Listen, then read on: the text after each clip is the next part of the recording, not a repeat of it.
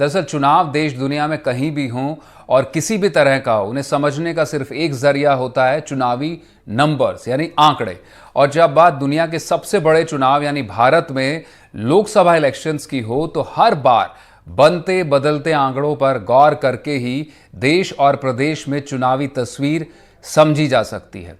इसी कड़ी में आंकड़ों की जुबानी राजस्थान में लोकसभा चुनाव की कहानी एनडीटीवी पर मैं आपको हर दिन बताऊंगा। इसमें आप जान पाएंगे कि किस तरह राजस्थानी लोकसभा चुनाव में मतदान करते आए हैं, यहाँ के लोग किस तरह पार्टियों को सत्ता में बिठाते हैं और कब कब गिरा देते हैं, कब का क्या मुद्दे रहे, किस तरह वोटिंग पैटर्न बदला और सब ऐतिहासिक आंकड़े भविष्य की ओर क्या संकेत करते हैं।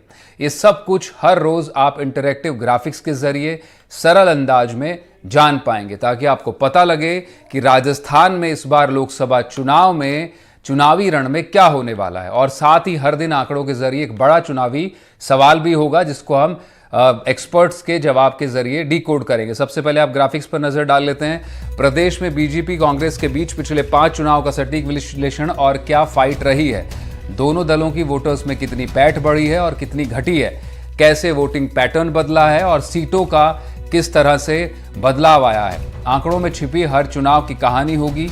एनडीटीवी राजस्थान के इस एक्सक्लूसिव प्रोग्राम पर सरल अंदाज में राजस्थान चुनाव डिकोड होगा। बीजेपी कांग्रेस के बीच कैसे होता है चुनावी मुकाबला, ये भी आप जान पाएंगे। अगले ग्राफिक्स पर आप नजर डालेंगे। 25 सीटों पर ऐतिहासिक शह-मात का खेल कैसे हुआ। 1977 में लोकसभा सीटें बढ़कर 25 हुई। कांग्रेस सभी सीटों पर चुनाव लड़ती आई है और बीजेपी ने 1999, 2019 में 24 सीटों पर ताल ठोकी थी। कांग्रेस ने 1984 में अब तक का सर्वश्रेष्ठ प्रदर्शन किया था और सभी 25 सीटें जीती। 52.7% वोट शेयर पाया था, जो हिस्टोरिक है कांग्रेस के लिए अब तक। और बीजेपी ने 2014 और 19 में तमाम सीटें जीती हैं राजस्थान में। पिछली बार ऐतिहासिक ढंग से 58.5% वोट प्रतिशत पर कब्जा किया था। अब तक सर्वाधिक वोट 65% से ज्यादा भारतीय लोक दल को मिला है। आपातकाल के बाद कई पार्टियों के विलय से बना था और जो 1977 का चुनाव हुआ आपातकाल के बाद, उसमें ये चुनाव लोकदल ने जीता था। कांग्रेस सभी सीटों पर चुनाव लड़ती आई है। Next graphic. कांग्रेस का 13% वोट घटा, 20 सीटें गंवाई। 5 चुनाव में सर्वाधिक 42% से ज्यादा वोट मिले, 20 सीटें हासिल की थी। 2 चुनाव में एक भी सीट हाथ नहीं लगी है, 2014 और 2019। 5 चुनाव में सर्वाधिक 47% वोट 2009 में मिले थे कांग्रेस को और 20 सीटें उस दौरान हासिल की थी। अब बीजेपी की तस्वीर आपको दिखा देंगे। ये कांग्रेस का वोट शेयर आप देख सकते हैं, किस तरह से साल दर साल जो चुनाव हुए 5 बार, किस तरह से सीटें पाई और किस तरह से घटा। 1999 में 9 सीटें, 45% वोट शेयर। 4 में सरकार बनी थी, 41% वोट शेयर, 4 सीटें जीत पाई थी। 19 में फिर से सरकार आई यूपीए की और 47% के साथ में 20 सीटें और 2 बार से कोई सीटें नहीं, 30% वोट 2014 और 2019 में। अभी बीजेपी की तस्वीर, 18% वोट प्रतिशत बीजेपी का बढ़ा है और 21 सीटें बीजेपी ने बढ़ा ली हैं। 1999 की स्थिति है, 47% वोट शेयर था, 16 सीटें पाई। 2014 में 4 में 49% के साथ 21 सीटें थी। उसके बाद लगातार 2009 में देखा जाए तो 36% वोट शेयर, 4 सीटें ही मिली और फिर अगले 2 चुनावों में लगातार 25 सीटें और 24 सीटें, 1 सीट आरएलपी के छोड़ी थी जो भी एनडीए के खाते में गई थी। और सर्वाधिक वोट शेयर 58.5% पिछली बार बीजेपी को 2019 में मिला। तो 5 चुनावों में सर्वाधिक वोट 58.5% 2019 में बीजेपी को मिला, 18% वोट बढ़ा, 21 सीटें पाई है ज्यादा। 5 साल में बीजेपी के पास पहले से ज्यादा कंसोलिडेटेड वोटर अब है और सर्वाधिक वोट शेयर 58.5%। अब जो बड़ा सवाल है इन ग्राफिक्स के जरिए कि राजस्थान के लोकसभा चुनावी रण का बड़ा सवाल क्या है, आज के ग्राफिक्स के जरिए जो हम डिकोड करेंगे वो सवाल भी आप देख लीजिए। क्या 10 साल बाद कांग्रेस का खाता राजस्थान में खुलेगा लोकसभा चुनाव में? ये बड़ा सवाल है जो सबके जहन में। क्या बीजेपी पकड़ बरकरार रखते हुए अपनी हैट्रिक बना पाएगी और कैसे और कहां से कांग्रेस की वापसी का रास्ता खुलेगा, इस पर चर्चा होगी। मेहमान हमारे साथ मौजूद होंगे। चेतन राज पुरोहित हमारे साथ बीजेपी के स्पोक्स पर्सन होंगे और करणवीर राजपुरा कांग्रेस से और कमल कुमार राजस्थान इलेक्शन वॉच के कन्वीनर हमारे साथ मौजूद होंगे। तीनों का ही बहुत स्वागत है आपका। पहला सवाल मेरा आपसे होगा करणवीर जी, एक ज़माना था जब आपके पास कंसोलिडेटेड वोट बैंक हुआ करता था लोकसभा चुनाव में, देश में भी और प्रदेश में भी। अब तस्वीर बिल्कुल बदल गई है। 2 चुनावों से आपके खाते में एक भी सीट नहीं आई है। किस तरह से वापसी करेंगे आप 2024 के चुनाव में? 10 साल बाद क्या खाता खुल सकता है आपका, और कैसे खुलेगा? मनीष जी, बिल्कुल खाता खुलेगा। कांग्रेस पार्टी वर्तमान में भारत की आवाम के साथ न्याय की बात कर रही है। भारत जोड़ो यात्रा के द्वारा कांग्रेस पार्टी न्याय को मैदान में लेके आई, न्याय को चुनावी मुद्दा बनाया है, मुद्दों की बात कर रही है। देश के अंदर महंगाई, बेरोजगारी, जो किसान पे अत्याचार हो रहा है, जो किसान आंदोलन होता है, उस पे उन मुद्दों पे चुनाव लड़ रही है। तो आप मान के चलिए कि राजस्थान और पूरे भारत के अंदर जो भारतीय जनता पार्टी ने जो चुनाव धर्म और जाति पाति और जो आपसी सामाजिक द्वेष भावना के पे लेके आ चुकी थी, उसको कांग्रेस कहीं ना कहीं शिफ्ट करना चाहती है।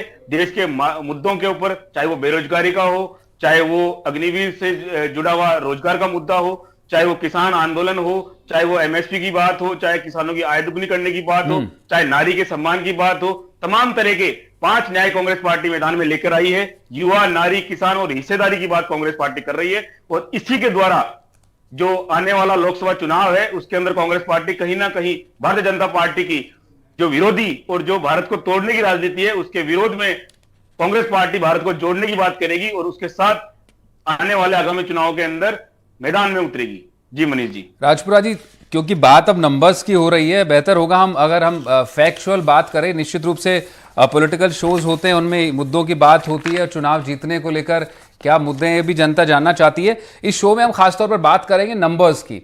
आंकड़े क्या कहते हैं, क्योंकि आंकड़े कभी झूठ नहीं बोलते हैं। तमाम राजनेता भले जनता परेशान होती है उनके वादों और प्रोमिसेस को लेकर, लेकिन जो ये शो है, ये शो उन नंबर्स को लेकर है जो हिस्टोरिक रूप से जनता ने मैंडेट के जरिए दिए हैं। सच्चाई ये है कि 1999 के चुनाव में आपके पास 45% वोट शेयर था, 9 सीटें आपको मिली थी। उसके बाद स्थिति अगर 2014 में देखें तो 30% वोट शेयर आ गया और सीटें आपके पास अब एक भी नहीं है। आपको 2009 में 20 सीटें मिली थी, 47% से ज्यादा वोट शेयर था। करीब करीब यो मान लीजिए कि आपने 14% वोट शेयर गंवा दिया है और आपके पास एक भी सीट हाथ में नहीं है। उधर उल्टे बीजेपी ने करीब करीब 18% वोट कंसोलिडेट किया है। 2 बार से वो 50% से ज्यादा वोट शेयर वाली पार्टी है राजस्थान में, और सीटें मिल रही है पूरी 25। आपके लिए बहुत बड़ी लड़ाई है, बहुत बड़ी चुनौती है। आपको एहसास है इस बात का कि कितना बड़ा टर्न अराउंड करना पड़ेगा आपको, ना सिर्फ सीटें पाने के लिए बल्कि बीजेपी के सामने आने के लिए भी। कम से कम 10 से 12% का स्विंग आपको लेना पड़ेगा। मनीष जी, बिल्कुल लड़ाई बहुत कठिन है, संघर्ष कांग्रेस का जारी है। आप जो बता रहे थे, जो वोट शेयर जो स्विंग हुआ है पिछले लगातार 2-3 सालों से, वो वोट शेयर क्यों स्विंग हुआ है? भारतीय जनता पार्टी लगातार झूठ और दावों की राजनीति करते आ रहे। एक मिनट मनीष जी, मुझे बात पूरी कर लेने दीजिए। जिस तरह का 2 करोड़ युवाओं को रोजगार देने की बात करके भारतीय जनता पार्टी ने वोट स्विंग किया, चाहे वो धार्मिक ध्रुवीकरण के आधार पर जो वोट स्विंग किया, किसान की आय दुगनी करने के वादे करके जो वोट स्विंग किया, उसी वोट शेयर का परिणाम है कि जो आप आंकड़े बता रहे हैं वो परिवर्तित हुए हैं। और ये आप मान के चलिए, देर सवेर सूरज उठेगा। और जब भारतीय जनता पार्टी के पास कहने के लिए कुछ है नहीं, पिछले 10 साल का राज उन्होंने किया है, 10 साल के बाद उनका गिनाने के लिए काम नहीं है। ठीक है, ठीक है, ठीक है। मैं उम्मीद कर रहा था आप कुछ फैक्चुअल नैरेटिव पेश करेंगे, लेकिन आप वही कि झूठ के और इतनी नासमझ जनता को आप मानते हैं कि कोई पार्टी झूठ बोलेगी, कोई नेता वोट पाने के लिए झूठ बोलेगा और जनता उसके झूठ में आ जाएगी और 15% वोट टर्न अराउंड कर जाएगी, 18% और हर बार 25 सीटें। अब चेतन राजपुरोहित का रुख करेंगे। खुद काफी पकड़ रखते हैं पॉलिटिकल डेटा को लेकर। चेतन जी, अक्सर बात होती है आपसे शोज पर डेटा एनालिटिक्स को लेकर, काफी काम आपने किया है। 18% आपने वोट में जो है कांग्रेस से स्नैच किया, कांग्रेस से छीना और उसको कंसोलिडेट किया। अब आपकी पार्टी 58% करीब करीब वोट शेयर के साथ में है राजस्थान में। 25 सीटें आपकी दोनों बार से मिल रही हैं। 2014 जब मोदी लहर थी उसके मुकाबले और ज्यादा आपने बढ़ोतरी करी 2019 में। इस बार आप क्या मानकर चल रहे हैं, क्या आपका असेसमेंट है, क्या इसको इंटैक्ट रख पाएंगे? क्योंकि निश्चित रूप से थोड़ी बहुत एंटी इनकम्बेंसी होती है एक लंबे समय के बाद जनता के बीच में, कहीं डेंट हो सकता है इस वोट शेयर में। मनीष जी, बिल्कुल, 2 करोड़ युवाओं को रोजगार देने की बात कर रही है भारतीय जनता पार्टी। लगातार 2-3 सालों से वो वोट शेयर क्यों स्विंग हुआ है? भारतीय जनता पार्टी लगातार झूठ और दावों की राजनीति करते आ रहे। एक मिनट मनीष जी, मुझे बात पूरी कर लेने दीजिए। जिस तरह का 2 करोड़ युवाओं को रोजगार देने की बात कर रही है भारतीय जनता पार्टी ने वोट स्विंग किया, चाहे वो धार्मिक ध्रुवीकरण के आधार पर जो वोट स्विंग किया, किसान की आय दुगनी करने के वादे करके जो वोट स्विंग किया, उसी वोट शेयर का परिणाम है कि जो आप आंकड़े बता रहे हैं वो परिवर्तित हुए हैं। और ये आप मान के चलिए, देर सवेर सूरज उठेगा। और जब भारतीय जनता पार्टी के पास कहने के लिए कुछ है नहीं, पिछले 10 साल का राज उन्होंने किया है, 10 साल के बाद उनका गिनाने के लिए काम नहीं है। तो जनता जनता के पास ठीक है, ठीक है। मैं चेतन जी थोड़ा ऑडियो अनम्यूट कर लीजिएगा शायद। ऑडियो चालू है? जी जी जी। ऑडियो चालू है। भारतीय जनता पार्टी चुनाव की तैयारी करती है, दूसरों पर आरोप नहीं लगाती है। हम हमारी देखते हैं, हमारी कमियां देखते हैं, हमारी अच्छाई देखते हैं, और जहां जहां हम कमजोर होते हैं वहां पर हम लोग काम करते हैं। मैं आपको बताना चाहता हूं, 2019 का जब चुनाव हुआ था, 2014 का भी चुनाव हुआ था, 2000 चुनावों में हमारे पास 54% मत मिला था हमारे को जी। हमने देखा कमजोर बूथ कौन से हमारे, उन कमजोर बूथों पे हम लोगों ने मेहनत की और 2019 में हम लोग 58.5 पे पहुंच गए। इस बार जो चुनाव हो रहा है, इसकी मैं आपको कुछ आंकड़े दिखाना चाहता हूं। आप देखो किस तरीके से भारतीय जनता पार्टी एक एक बूथ का एनालिसिस करती है जी। एक एक बूथ का। और हमने पिछले 5 चुनावों का, जैसे आप बता रहे हैं, हमने भी किया है, और हमने ये देखा विधानसभा और लोकसभा चुनाव के अंदर वोटिंग पैटर्न में क्या फर्क है, दोनों में डिफरेंस किया, विधानसभा और लोकसभा में। तब हमने पाया कि लोकसभा में 23% मत माननीय प्रधानमंत्री जी को मिल रहे हैं, भारतीय जनता पार्टी को, क्योंकि विधानसभा में हम 35 से ऊपर नहीं पहुंच पाए और लोकसभा में 58 पे पहुंच गए। इसी प्रकार से पिछले चुनाव की अगर अपन बात करें तो अलवर सीट हमने जीती थी 3,29,000 से ज्यादा मतों से, जालोर जीती हमने 2,61,000 से ज्यादा मतों से, उदयपुर जीती हमने 4,37,000 ज्यादा मतों से, चित्तौड़ हमने जीती रिकॉर्ड मतों से 5,76,000 से भी ज्यादा मतों से, बीकानेर 2,64,000 से ज्यादा मतों से, और भरतपुर 3,18,000। कुल मिलाकर के 20 सीटें ऐसी है जो हमने जीत का अंतर 3.5 लाख वोट का रखा था 2019 में। इस बार हमने टारगेट सेट किया है। हमने टारगेट ये सेट किया है कि हर बूथ पे हमारे को 300 मत बढ़ाने। ये टारगेट हमने 3 साल पहले सेट किया था। लेकिन कैसे ये एक और शो के जरिए भी मैं सवाल उठा चुका हूं राजपुरोहित साहब। सीएम भजनलाल शर्मा का जो बयान था कि 5 लाख वोट से हर हमारा कैंडिडेट जीतेगा, किस तरह से आप 300 वोट बढ़ाएंगे? हाँ, इसी पे आता हूं मैं। इतना तो नया वोटर ही नहीं बढ़ा है जी। हाँ, मैं आता हूं, इसी पे आता हूं। मैं बहुत बड़ी गलतफहमी थी एक बारी कि हमारे जो कमजोर बूथ है वो अल्पसंख्यक बूथ है, माइनॉरिटी के बूथ है। ये बहुत बड़ी हमारी गलतफहमी थी। वो गलतफहमी दूर हुई जब हमने बूथ का एनालिसिस किया। हमने ये पाया कि माइनॉरिटी बूथ तो है ही, उसके अलावा 50% ऐसे बूथ थे जहां गांवों के अंदर अन्य कोई कारणों से मत कांग्रेस को मिलता था या अन्य पार्टियों को मिलता था। हमने जो कंसोलिडेट किया वो हमने अन्य पार्टियों को जो मत मिलता है उसके ऊपर फोकस किया कि कांग्रेस का हम ज्यादा नहीं तोड़ पाए तो कम से कम जो वोट अन्य छोटी पार्टियों को मिल रहे हैं, इंडिपेंडेंट को मिल रहे हैं, वो हमारी तरफ डाइवर्ट कैसे हम कर सकते हैं, उसके ऊपर हमने लगातार काम किया। और इस बार मैं आपको दावे से कह रहा हूं कि इसका सबसे बड़ा सूचक क्या है? सूचक क्या है कि जिस पार्टी के मुख्यमंत्री तक को अपना एरिया छोड़ के भगना पड़ जाए, जिस पार्टी के बड़े बड़े नेता चुनाव नहीं लड़े। और अभी भजनलाल जी, मैं मीटिंग में था, चूरू मीटिंग में मैं था, भजनलाल जी कह रहे थे कि जब हमने यमुना जल समझौता किया तो राहुल कसवा जी ने मेरे को फोन किया कि साहब आपने बहुत बढ़िया काम किया, हमारे खूब मतों का प्रतिशत बढ़ेगा यहाँ चूरू के अंदर, क्यों चूरू को यमुना का पानी मिलेगा पीने के लिए। ये किसने कहा? राहुल कसवा जी ने कहा। राहुल कसवा जी को उस समय पता नहीं था उनका टिकट कट जाएगा। आज वो कांग्रेस के प्रत्याशी है। तो आप कल्पना कीजिए कि जो पार्टी धरातल पे काम करती है, पार्टी का सक्षम नेतृत्व नीतियां लाता है और उन नीतियों को जनता को राहत देने के लिए जमीनी धरातल पर पहुंचाता है, जिस प्रदेश के यशस्वी मुख्यमंत्री 3 महीने के अंदर ईआरसीपी, यमुना जल, एंटी गैंगस्टर टास्क फोर्स हो, चाहे पेपर लीक का मामला हो, चाहे एसओजी का मामला हो, चाहे 400 रुपए सिलेंडर देने का मामला हो, ये सारे काम 3 महीने में कर देते हैं और जनता को दिखा देते हैं। विश्वास पैदा होता है जनता में, और जनता में जब विश्वास पैदा होता है तभी जनता समर्थन करती है। ठीक है। Last line Manish ji, last line जी। हमारे कांग्रेस के मित्र क्या करते हैं मैं बताना चाहता हूं कि आत्मविश्लेषण नहीं करते हैं, अपनी कमियों को नहीं ढूंढते हैं, और जब तक आप प्रॉपर डायग्नोस नहीं करोगे तो ये पार्टी ट्रीटमेंट नहीं कर पाएगी। क्योंकि ये क्या करती है? आरोप लगा देती है। थोड़ी ट्रेनिंग करा दीजिए राजस्थान में कांग्रेस की। ईडी ने कर दिया, आईटी ने कर दिया, ईवीएम ने कर दिया, चुनाव आयोग ने कर दिया, सुप्रीम कोर्ट ने कर दिया। ठीक है राजपुरोहित जी, लौटेंगे अगले चरण में कुछ और सवालों के भी जवाब लूंगा। कमल कुमार जी हमारे साथ है, राजस्थान इलेक्शन वॉच से कन्वीनर हैं। कमल जी, आपने दोनों ही दलों को सुना। राजपुरोहित साहब अक्सर जो है डेटा के साथ में बात करते हैं, काफी बूथवार उनके पास जानकारियां होती हैं। आपको क्या लगता है, क्या इस बार कांग्रेस की तरफ से कोई टर्न अराउंड होने जा रहा है? मेरा सवाल इसलिए अहम है क्योंकि बीजेपी 2009 में अगर देखा जाए तो 36.5% वोट शेयर के आसपास थी, 4 सीटें थी। वो अब कांग्रेस की वो स्थिति भी नहीं है। कांग्रेस के पास उससे भी नीचे मत प्रतिशत है, 34% के आसपास है, और दोनों बार से एक सीट भी नहीं मिली है। क्या आपको लगता है कि कम से कम 3 से 4% का अगर स्विंग करती है कांग्रेस अपने पक्ष में, तो क्या 4-5 सीटें कांग्रेस इस बार लेकर आ सकती है? देखिए, जहां तक कांग्रेस की स्थिति की बात है, उन्हें नो डाउट अपने बूथ लेवल व्यवस्थाओं को बहुत सुदृढ़ करना पड़ेगा, क्योंकि चुनाव के अंदर एक तो नैरेटिव हिस्सा है और एक बूथ मैनेजमेंट हिस्सा है। यदि बूथ मैनेजमेंट ढंग से नहीं है तो आपका नैरेटिव होते हुए भी कई बार आप बहुत नीचे आ जाते हैं जी। यहां पर अभी बीजेपी क्योंकि हावी है नैरेटिव में, तो ऐसी सूरत में कांग्रेस को डबल मेहनत करनी पड़ेगी। एक तो फील्ड में आपको अपने कार्यकर्ता जहां पर बूथ लेवल पर एक हो, तो आप सोचिए कि हम 3-3 बना के रखें, इतनी मेहनत करनी पड़ेगी, तब जाके आप बीजेपी से एक तो बूथ लेवल पर एक टक्कर दे पाएंगे। दूसरा ये है कि ये देखिए, सामने ये कह रहे हैं कि हम बूथ लेवल पर 300 लोग बढ़ाएंगे, तो ये एक रणनीति का हिस्सा हो सकता है। आप अपने कार्यकर्ता को बूस्ट करने के लिए एक नीति दे सकते हो कि आपको इतने वोट तो कम से कम जो कांग्रेस के हैं वो तो इकट्ठे करके लाने हैं।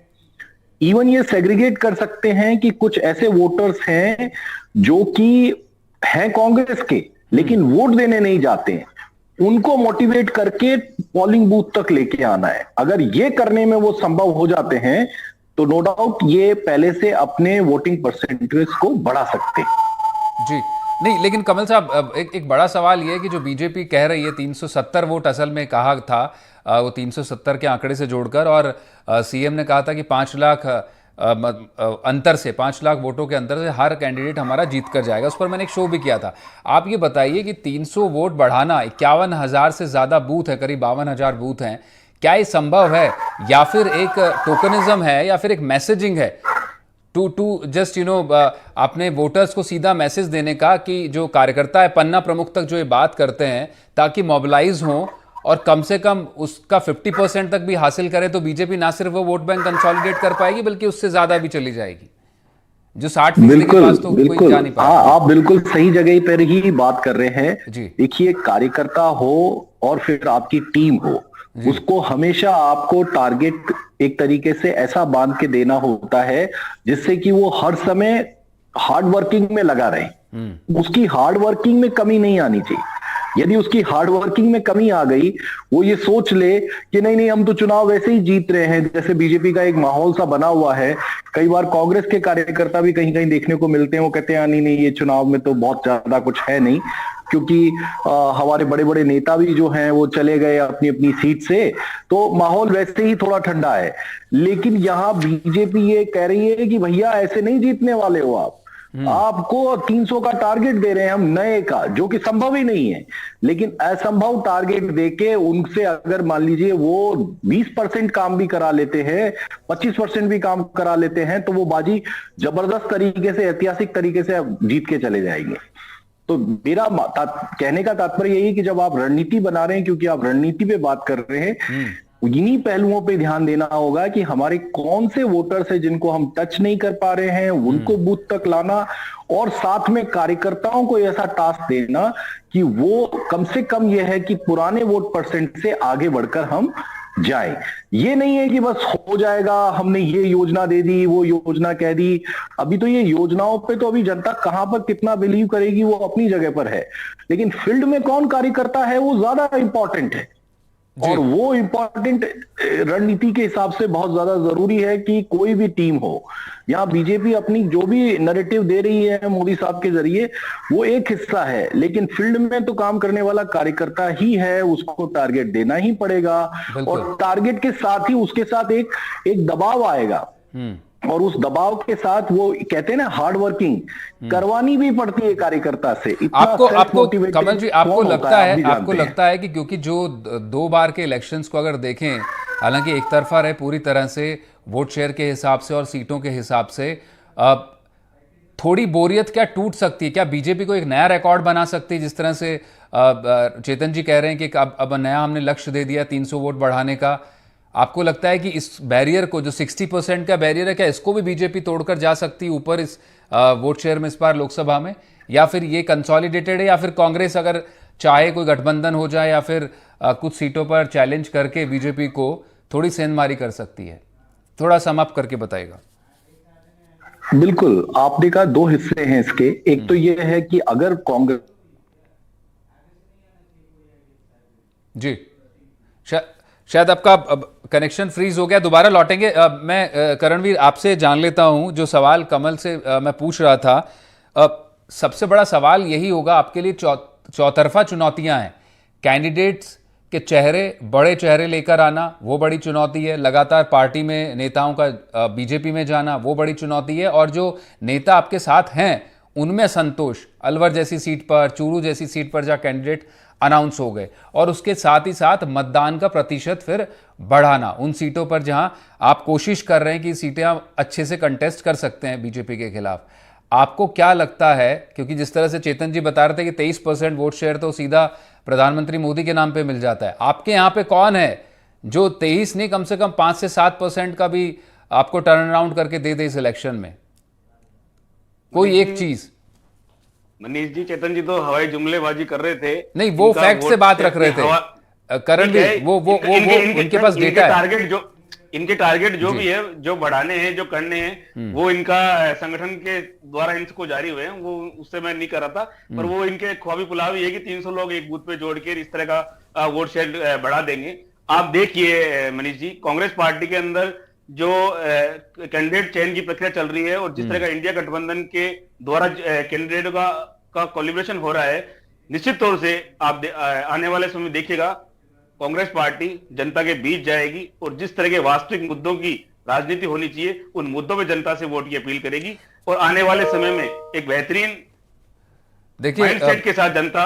बिल्कुल जी, करणवीर, हम आखिरी पड़ाव पर है, शो के 1-1.5 मिनट बचा है। मैं चाह रहा था आप कुछ फैक्चुअल बात रख पाते ताकि आपके ना सिर्फ कार्यकर्ता बल्कि जो भी वोटर है कांग्रेस का, उसको एक मैसेजिंग जाए कि किस तरह से आप बदलाव लाने वाले हैं, लेकिन वो शायद नैरेटिव आपके पास फिलहाल दिखाई नहीं पड़ रहा फैक्चुअल। जाते जाते मैं चेतन जी आपसे जान लेता हूं, क्या कोई इतिहास बीजेपी इस बार बना सकती, क्योंकि 300 पर बूथ आपने वोटिंग बढ़ाने का टारगेट तय किया है, 300 वोट ज्यादा आप हासिल करने का लक्ष्य निश्चित रूप से आपने पन्ना प्रमुख तक दे दिया होगा अब तक। तो मैं जानना चाहता हूं कि एक जमाने में 1977 आपातकाल के बाद जब बीएलडी था, भारतीय लोकदल, और बहुत सारी पार्टियां मर्ज हुई और जनसंघ उसमें आया, तब पहली बार 65% वोट राजस्थान में मिले थे एक दल को, किसी को।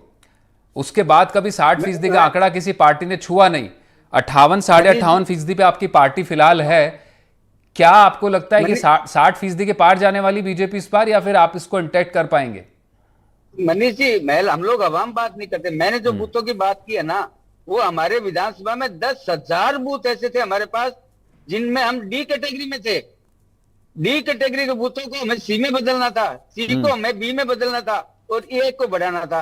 अब आता हूं मैं, हमारे पास करीब 3-4 बूथ ऐसे थे जहां डबल डिजिट में थे। मैं आपको देखो ये बताना चाहता हूं, ये जहां हम डबल डिजिट में थे, डबल डिजिट में। अब आप कल्पना कीजिए किसी बूथ पे 900 वोट है और हमें 12 वोट मिले हैं, हमें 50 वोट मिले हैं, हमें 90 वोट मिले हैं। हम उन बूथों पे पूरा कंसंट्रेट कर रहे हैं। क्यों कर रहे हैं? क्योंकि उन्हीं वो जीतने वाले बूथ के, प्रधानमंत्री जिनका बूथ जीता तो चुनाव जीता, जीत तो हमारे हैं, जीतने में हमें किंतु परंतु की नहीं है संभावना। हम हमारा मार्जिन बढ़ाना है, हमारा वोट परसेंटेज बढ़ाना है, माननीय प्रधानमंत्री जी के हाथ और सबसे बड़ी ताकत क्या है? ठीक है, ये वोट हवा में नहीं बढ़ते हैं, ये वोट तब बढ़ते हैं जब आपका नेतृत्व काम करता है जमीन पर, धरातल पर अपने कार्यक्रम। ठीक है चेतन जी समय कम है, मैं आखिरी 10 सेकंड, क्या 60% का लक्ष्य रखा है आपने उसके पार, 60% वोट बैंक या उसके पार, ये लक्ष्य है आपका? 60, हमारा 60 से ज्यादा है। ठीक है, जवाब मिल गया। 5% मत बढ़ाते हैं तो हमें 63.5 मिलते हैं। ठीक है, पूरे भारत में देखने वाली बात होगी। अब निश्चित रूप से क्या इतिहास ही बनाएगी बीजेपी इस बार, या फिर कांग्रेस सेंधमारी कर अपना कुछ सेंध करके अपनी जो पुराना रिकॉर्ड है उस पर आ सकती है। बहुत बहुत शुक्रिया आप सभी मेहमानों का हमारे साथ जुड़े। तो फिलहाल इलेक्शन डिकोड में इतना ही। बाकी तमाम खबरों और अपडेट्स के लिए आप बने रहें NDTV राजस्थान के साथ। नमस्कार।